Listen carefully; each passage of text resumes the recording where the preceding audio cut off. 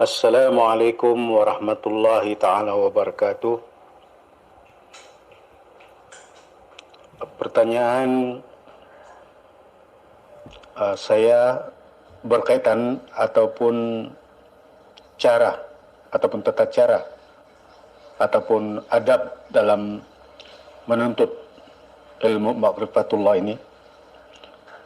Adakah ianya menepati keperluan ataupun kaidah menggunakan ruang media teknologi modern seperti WhatsApp, grup, ataupun personal, Facebook, YouTube, dan bermacam-macam lagi?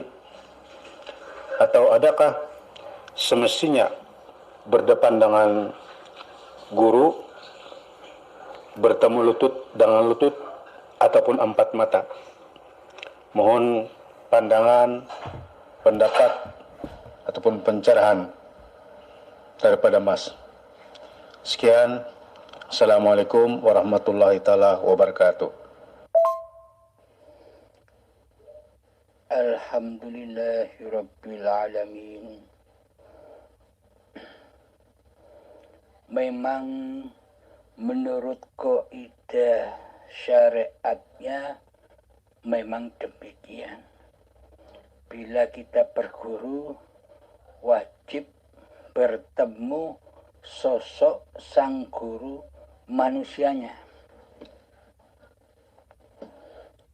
Karena kalau tidak berguru, sebuah ilmu tidak digurukan melewati guru yang mumpuni, maka setan akan menyesatkan manusia. Itu di sisi manusianya. Namun menurut saya, sebuah ilmu itu yang terpenting kita bisa memahami ilmu yang disampaikan, walaupun lewat WhatsApp, lewat YouTube, lewat Facebook. Ya, terpenting kita tetap koordinasi, tetap menjalin hubungan silaturahim, entah lewat telepon, call di WA, tetap berhubungan.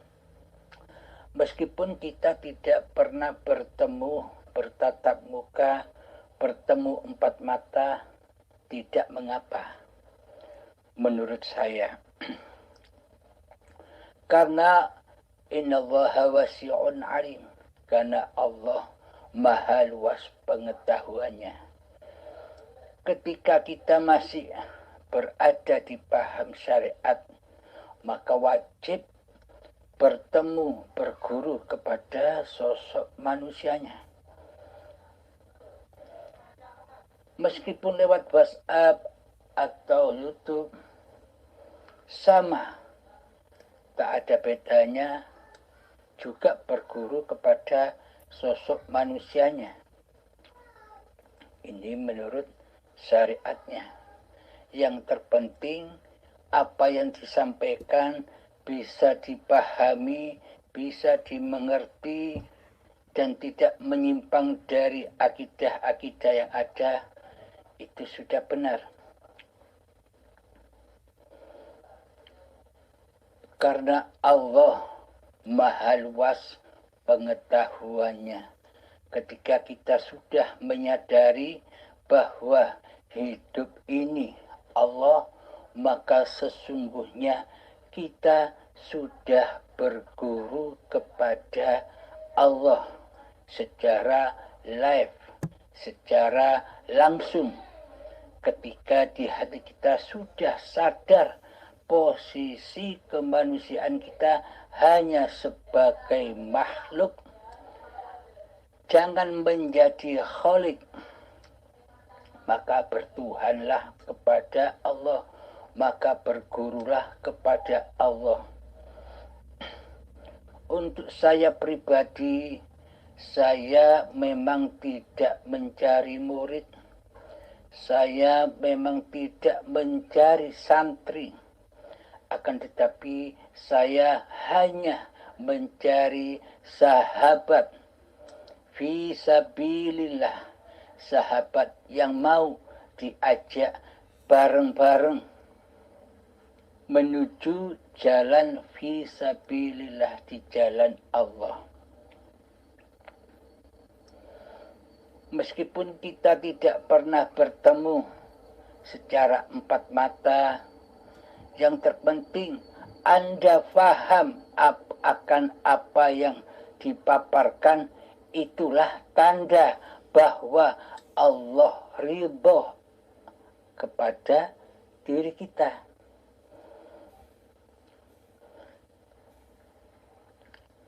Ketika kita belajar kepada sosok manusia, dan ketika kita dipaparkan oleh sosok sang guru, dan ketika kita tidak memahami apa yang disampaikan, apakah itu bermanfaat buat Anda, meskipun Anda bertatap muka kepada guru Anda. Akan tetapi sang guru tidak bisa menunjukkan jalan fisabilillah kepada Anda. Meskipun Anda bertemu tatap muka, kira-kira apa ada manfaatnya buat Anda? Nah, ketika Anda mencari paparan di YouTube atau di WhatsApp, akan tetapi Anda bisa menangkap, Anda bisa memahami, dan bisa membuat Anda sadar bahwa hidup ini Allah.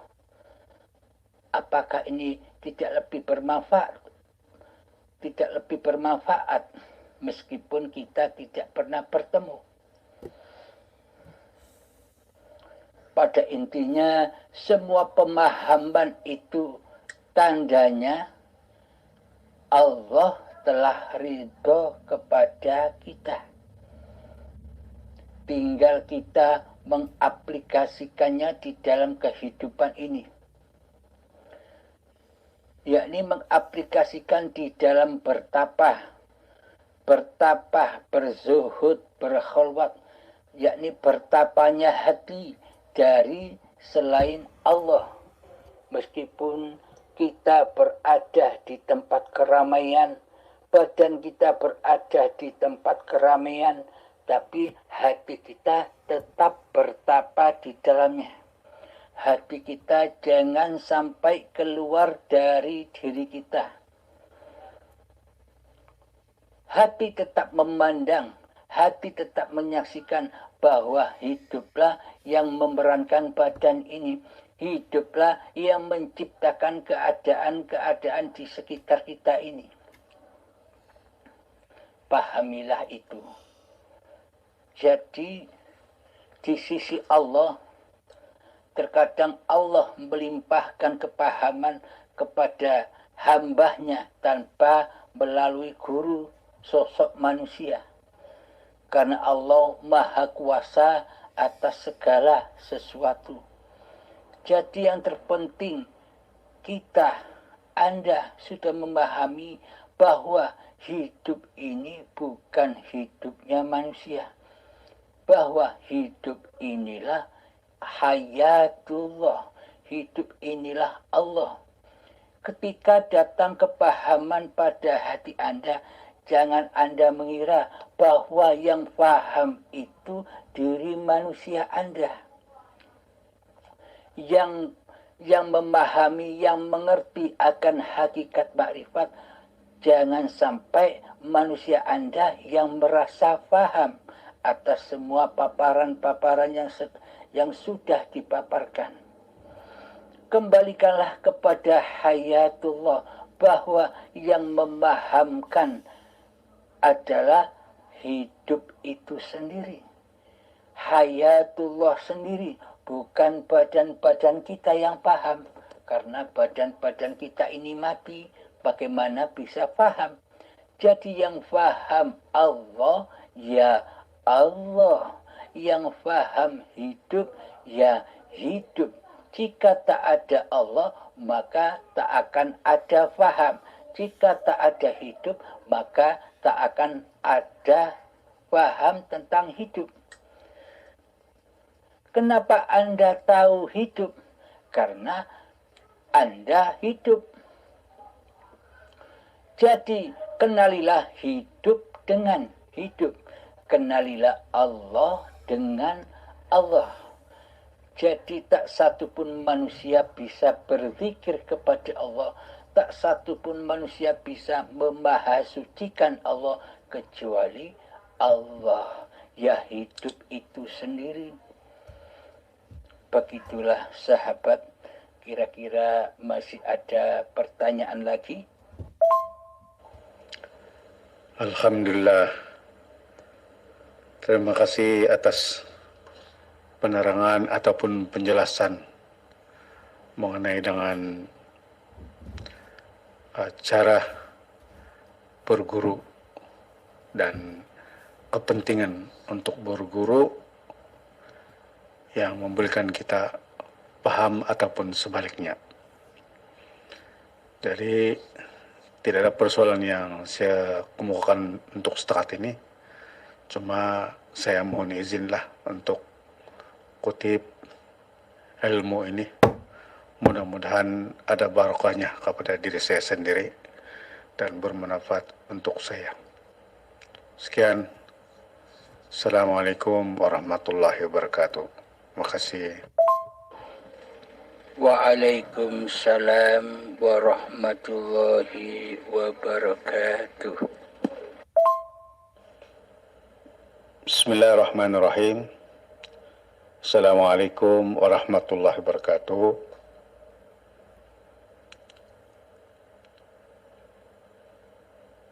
Saya mengambil ruang masa untuk bertanya kepada Mas seperti mana yang selalu diceritakan mana-mana perguruan ataupun sama ada melalui media sosial berkaitan dengan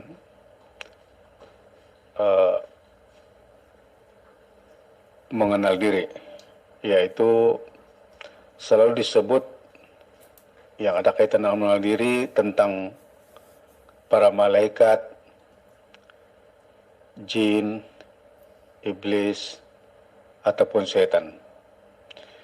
Jadi mungkin boleh juga kalau dapat Mas berkesempatan untuk memberi sedikit pencerahan di manakah yang dikatakan ataupun yang dimaksudkan dengan sosoknya para malaikat ini. Contoh Jibril, Mikail, Israfil, Israel. Begitu juga dengan awal kejadian manusia yang melibatkan bumi, air, api, angin. Dan seperti yang saya terangkan tadi, yaitu iblis ataupun setan. Jadi mohon diberikan pencerahannya. Sekian. Assalamualaikum warahmatullahi wabarakatuh. Alhamdulillahirabbil alamin.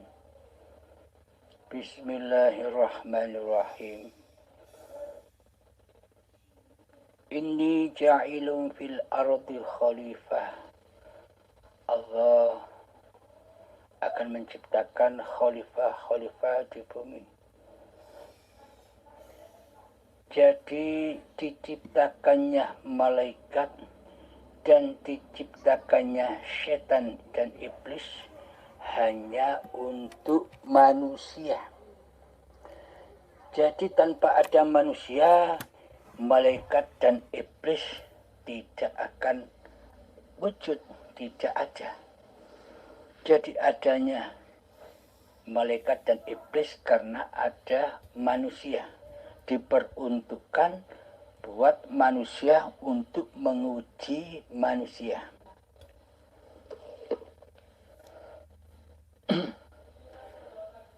Malaikat Jibril membawa wahyu. Malaikat Israfil membawa rezeki. Malaikat malaikat Mikail membawa rezeki. Malaikat Israfil meniupkan sangkakala.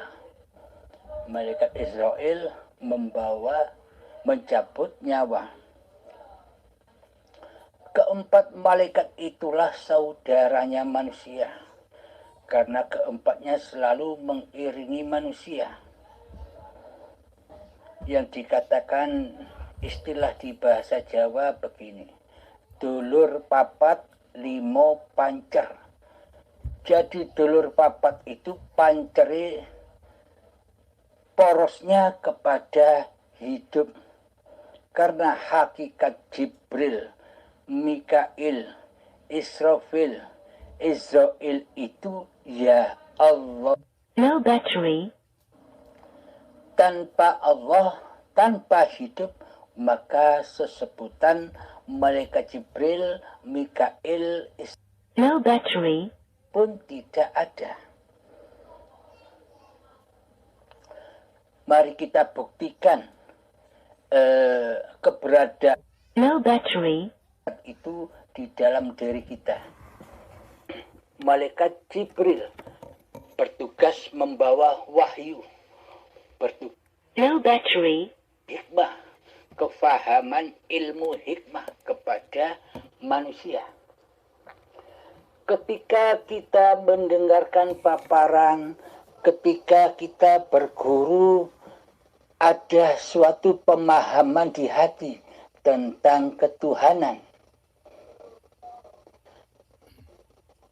Seolah-olah kita ini dipahamkan tentang babakan hakikat dan makrifatnya. Inilah yang dimaksud malaikat Jibril, yakni datangnya kefahaman akan tentang ilmu ilahiyah kepada sang hamba yang sedang mencari Tuhannya. Jadi ketika kita memahami sebuah paparan dan mengaplikasikan sebuah paparan, itulah hakikat Jibril. Jadi sosok Jibril itu ya sesebutan saja yang disebutkan oleh Allah. Pada intinya panggung sandiwaranya Allah, ceritanya Allah sendiri. Itulah yang dimaksud malaikat Jibril yang selalu memberikan kepahaman tentang ilmu ketuhanan. Terus malaikat Mikail yang membagikan rezeki kepada seluruh makhluk. Coba kita rasakan di dalam kehidupan ini setiap hari. Kita selalu diberi rezeki, rezeki nafas, rezeki kesehatan, rezeki dunia. Siapakah yang mendatangkan itu? Siapakah yang membagikan itu? Itu kan Mikail. Nah, itulah yang dimaksud Mikail. Kita setiap hari menerima rezeki dari Allah. Makan, minum, dan sebagainya. Bisa dipahami kira-kira? Sudah kita rasakan setiap hari Mikail itu. Terus Israfil meniup sangkakala, yakni ketika kita sudah dipahamkan oleh Allah bahwa hidup ini Allah, maka sang hamba sudah meniupkan trompet peperangan. Trompet peperangan melawan iblis dan setan yang nyata sebagai musuh manusianya. Karena selama ini sebelum kenal Allah, hambanya ini mati. Dalam keadaan mati di sisi Allah. Mati apanya? Bukan mati badannya. Akan tetapi yang mati jiwanya. Mati kesadarannya akan bertuhan. Karena selama ini yang jadi Allah, yang berposisi menjadi Tuhan adalah diri yang fana, yakni hambanya lah yang berposisi menjadi Tuhan. Karena selama ini hambanya lah yang merasa dirinya yang wujud, hambanya lah yang merasa dirinya yang hidup, hambanya lah yang merasa dirinya yang berkuasa, dan sebagainya. Semuanya diaku-akui sebagai sifat diri manusianya. Inilah kematian di sisi Allah, kematian jiwanya. Hati yang keras melebihi kerasnya batu. Ketika hamba sudah difahamkan oleh Allah tentang ilmu hakikat dan makrifat, maka ditiupkanlah trompet peperangan untuk melawan hawa nafsu, iblis dan setan serta dajjalnya. Karena dajjal itu sesungguhnya secara hakikatnya, untuk secara syariatnya memang dajjal itu ya berupa dohir manusia, berupa bentuk makhluk yang kapan datangnya tidak tahu.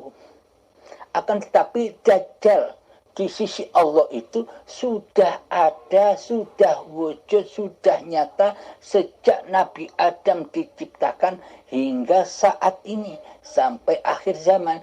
Dajjal itu sudah nyata, sudah ada. Allah selalu memerintahkan kepada Nabi Adam untuk berdoa, "Ya Allah, hindarkanlah aku, hindarkanlah kami dari fitnahnya Dajjal." Coba kita renungkan, coba kita hayati.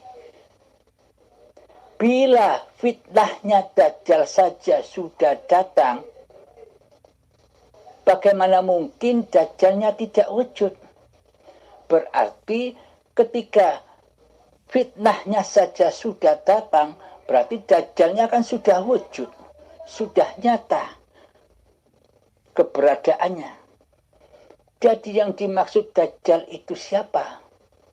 Yang dimaksud Dajjal itu adalah yang memakan buah khuldi, yakni manusia ketika datang detik-detik akil balik, maka seluruh manusia memakan buah terlarang, buah larangan, buah yang tidak boleh dikonsumsi manusia.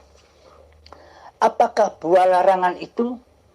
Buah larangan itu adalah buah pengakuan diriku yang hidup, diriku badan ini, dirikulah yang ibadah, dirikulah yang sholat, dirikulah yang berilmu, dan sebagainya. Inilah buah khuldi itu, buah terlarang itu yang tidak boleh, yang haram dimakan oleh manusia, yakni haram diakui sebagai sifat manusianya. Inilah ketika manusia sudah memakan buah khuldi, inilah hakikat dajjalnya. Yakni hawa nafsu mulai mengaku-ngakui ketika datang detik-detik akil balik, disitulah hakikat manusia dilahirkan. Bukan saat bayi. Syariatnya memang saat bayi. Akan tetapi hakikatnya manusia didatangkan oleh Allah sebagai tamu di dalam hidup dan badan ini hanya untuk wa ma khalaqtul jinna wal insa illa liya'budun, hanya untuk mengabdi kepada Allah. Di dalamnya hamba tidak boleh labbaik Allahumma labbaik, labbaik la syarika laka labbaik. Di dalamnya hamba tidak boleh mensekutukan Allah dengan dirinya, yakni syirik, tidak boleh syirik. Karena hakikat Masjidil Haram itu adalah badan-badan ini, badan yang suci ketika badan belum teraku-akui oleh badan manusianya. Dan Baitullah adalah hidup ini, ketika hidup masih belum teraku-akui hidup manusianya, di saat bayi. Nah, ketika Dajjal mulai menguasai hidup dan badan ini sebagai miliknya, disitulah Dajjal atau hawa nafsu diri manusia ini sudah mulai mengaku-ngaku menjadi Tuhan. Tapi selama ini kita tidak menyadarinya. Karena selama ini hati kita dibutahkan oleh Allah. Hati kita selama ini buta.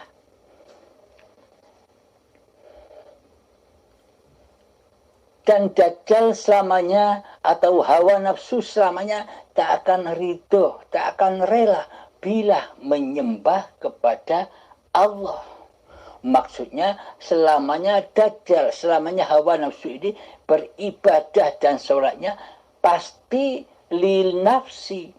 Praktek hatinya li nafsi, bukan lillahi ta'ala. Karena selama ini seluruh ibadah dan sholatnya masih teraku-akui sebagai sholat dan ibadah hambanya yang merasa bisa melakukannya. Inilah yang dimaksud Dajjal. Fitnah-fitnahnya Dajjal itu yakni hati selalu mensekutukan Allah dengan dirinya. Dajjal itu matanya satu. Mata hati dan mata dohirnya sinkron, bersatu, yakni selalu memandang dunia, memandang diri manusianya. Jadi Dajjal itu mata hatinya picek. Jadi di syariat digambarkan matanya ada dua tapi yang satu buta. Yang dimaksud buta itu buta mata hatinya. Karena mata hatinya buta akan Tuhannya. Karena dirinya selalu ingin jadi Tuhan. Seolah-olah dialah yang menguasai segala bentuk tindak lakunya badan. Inilah yang dimaksud hakikatnya Dajjal. Siapa? Yakni diri kita sendiri ketika kita masih berkedudukan mentuhani hidup dan badan ini. Sebelum kita mengenal Allah yang maha hidup. Dan siapakah setan itu? Setan dan iblis itu katanya mayoritas manusia, katanya mayoritas ulama, mayoritas ustadz, semuanya kebanyakan bilang bahwa iblis dan setan itu gaib. Gaib keberadaannya, yakni makhluk gaib. Memang gaib karena tidak tampak, karena tidak ada bagi diri manusianya. Namun bagi manusia yang sudah dibukakan oleh Allah mata hatinya, maka nyatalah, maka wujudlah, maka tampaklah iblis dan setan itu wujud zatnya. Siapa sebenarnya iblis dan setan itu? Di dalam Al-Quran sudah seringkali Allah menyatakan di dalam firman-Nya bahwa sesungguhnya iblis dan setan itu adalah musuh-musuhmu yang nyata. Bukan yang gaib, yang nyata kata Allah. Jadi siapakah hakikat iblis dan setan itu? Hakikat iblis dan setan itu tak lain dan tak bukan adalah diri manusia kita sendiri yang selama ini mentuhani hidup dan badan ini, yang merasa menjadi pemilik hidup dan badan. Inilah yang dimaksud iblis dan setan. Ya Abdul Halimnya inilah iblis dan setan. Ketika Abdul Halim ini masih merasa diri Abdul Halimnya yang wujud, masih merasa diri Abdul Halimnya yang hidup, diri masih merasa Abdul Halimnya yang bisa sholat, yang bisa ibadah, yang bisa bekerja, yang bisa naik motor, yang bisa ke sawah, yang bisa ke dapur untuk memasak. Selama diri manusia kita mengaku-akui bahwa diri manusianya lah yang berkuasa atas seluruh tindak lakunya badan, inilah yang dimaksud iblis dan setan. yang selalu mengaku-ngakui menjadi penguasa di dalamnya. Maka iblis dan setan ini selamanya tak akan mau, tak akan rela, tak akan ridho bersujud kepada Adam. Yakni yang dimaksud Adam ini bukan Nabi Adam sosok manusianya. Yang dimaksud Adam itu kan artinya tidak ada. Maka dari itu hawa nafsu, dajjal, iblis dan setan, 4 sekawan ini tidak akan rela bahwa bila dirinya dikatakan tidak ada. Karena iblis, setan, hawa nafsu ini selalu mengaku-akui bahwa dirinya lah yang ada, dirinya lah yang wujud, dan Allah digoibkan. Jadi iblis, setan, hawa nafsu dan dajjal ini selamanya tidak rela, tidak ridho bila ada kekuasaan Allah di hatinya. Maka pasti mereka tidak akan ridho bila ada Allah lagi memasak, Allah lagi bekerja, Allah lagi naik motor, Allah lagi merokok, Allah lagi minum kopi. Maka hatinya tidak akan ridho bila ada kekuatan lain selain dirinya. Karena apa? Karena katanya Allah itu tidak serupa dengan makhluknya. Itu yang membuat belenggu hati para manusia yang belum mengenal Allah. Karena selama ini kita hanya memandang makhluk, kita memandang dohir, kita memandang badan, kita luput memandang yang laisa kamislihi syai'un, yakni kehidupan ini, yakni hayatullah. Bila kita sudah bisa memandang, bila kita sudah bisa menyaksikan Allah, maka yang mengadakan, maka yang mewujudkan segala sesuatu, tingkah lakunya badan ini, ya Allah itu sendiri. Karena selama ini kita tak bertuhan, melainkan mentuhankan badan-badan manusia kita sendiri yang merasa kuat, maka tidak akan ridho dan rela bila ada Allah yang menguasai badan-badan manusia ini. Jadi belenggunya adalah di dalam kehidupan. Selama hidup ini masih teraku-akui oleh hidup dajjalnya, hidup setannya, hidup iblisnya, hidup hawa nafsunya, maka selamanya hamba tidak akan bisa pernah menyembah Tuhannya, mengabdi kepada Tuhannya. Hambanya tidak akan rela dan ridho kembali kepada keadamannya, ketiadaannya. Maka dari itu Allah hanya memberi hidayah dan rahmatnya kepada mereka-mereka yang dikehendaki oleh Allah. Demikian sahabat. Jadi pada intinya iblis dan setan itu ya kita sendiri. Nah, nyata bukan? Abdul Halim atau Anda sendiri, badan Anda kan nyata. Itulah setannya. Maka harus kita perangi.